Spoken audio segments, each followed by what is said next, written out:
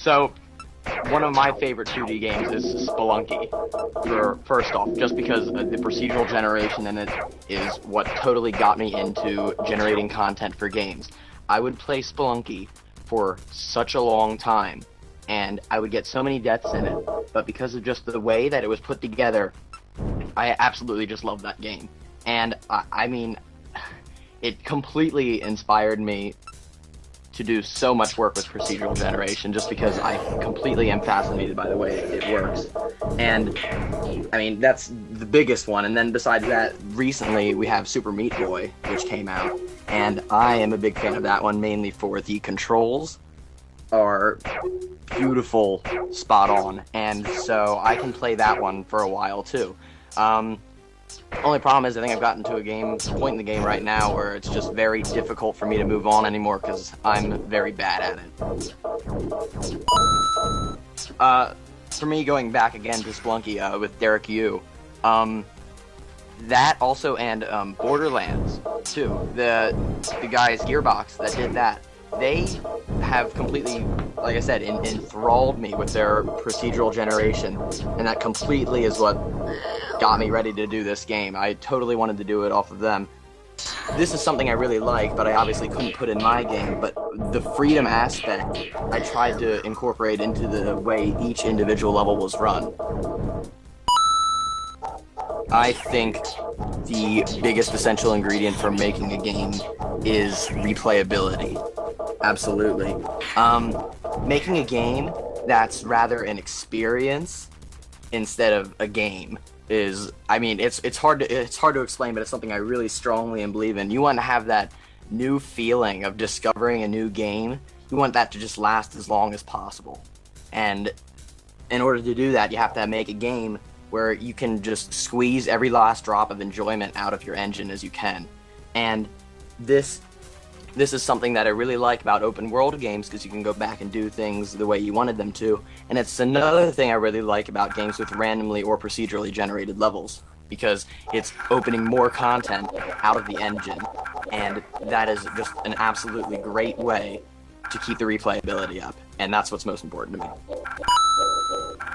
I think that what's unique about my game, Koya Rift, is the way its gameplay is completely designed to be circular. You want to, I want to have the player go into the game and play a round of it, and then I want them to play it again, and then I want them to play it again, and I want these different playthroughs to build on top of each other to make the game more enjoyable the next time. I don't want the game to be something you just play through and then you're done. You're like, yes, I beat that game. That's not important to me. What's important to me is that you've experienced it at the highest difficulty level that's possible for you. So the game is completely designed around being able to play it over and over again. No memorization possible, procedurally generated levels, automatically adjusting difficulty, and keeping you on edge. And I want it to be that game that you can always go back to when you need a shooting experience, so that you're always ready to go at it again because your work is never really finished. I am completely self-taught for both graphics and Photoshop, and also the programming side of things. I learned programming back when I was maybe 12 or 13. I started learning programming, and I think I've got it pretty down now that I can at least get done what I want to. And I learned from internet tutorials for Photoshop. Maybe last year or something, I took a programming class in high school, and it was just awful that I absolutely got nothing out of it. So I think it's definitely important to be self-taught, because if you teach something to yourself, you absolutely can understand it way better than when someone else teaches it to you. And I think being able to understand everything is how you can build a project and call it your own. I am a one-man team, and I'm probably never ever going to do that again. It was an awfully painful experience because there are just so many things that you have to be able to do and be well-rounded at them to get the job done.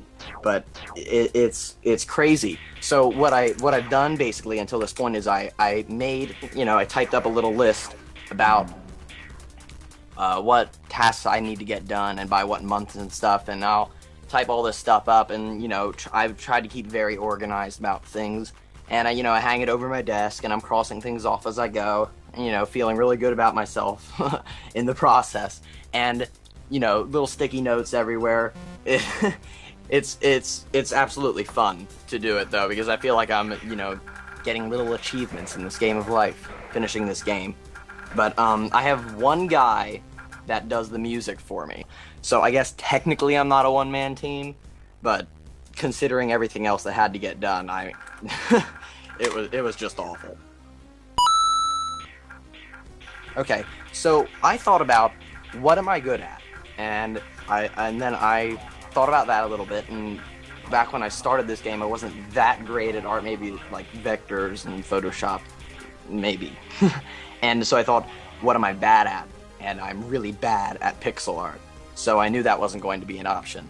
So I decided to do high-resolution digital art, one-time scale up, just doing everything in Photoshop, you know, like I would a digital painting, and putting it together with the code, and, you know, rendering it into the game.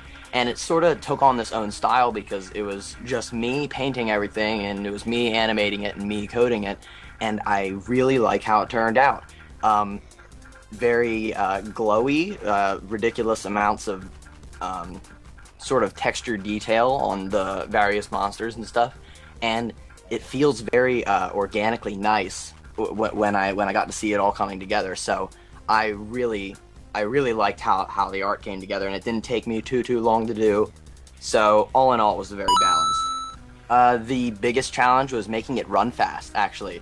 I coded this in GML because I needed to do it quickly. Came up with the idea, and it was like 8 months before the IGF was upon me.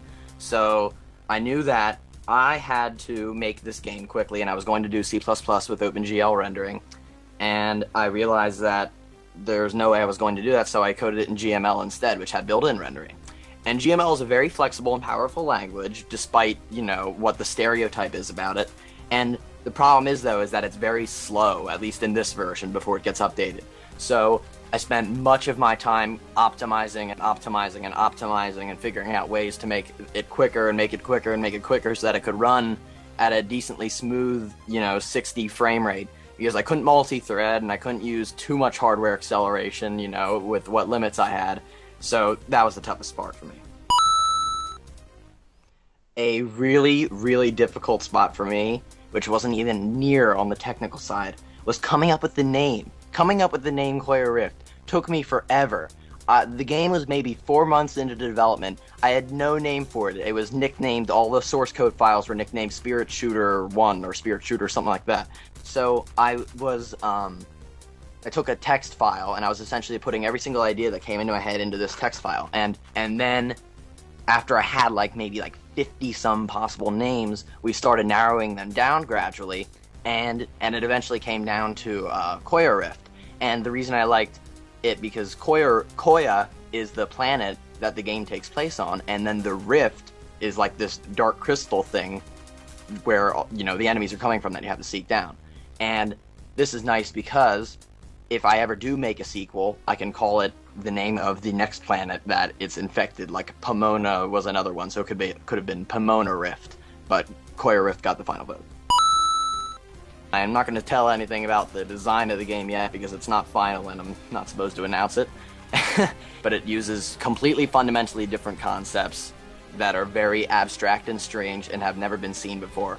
So if it can be pulled off well, it should go really great. But it is not Blair Kingdoms.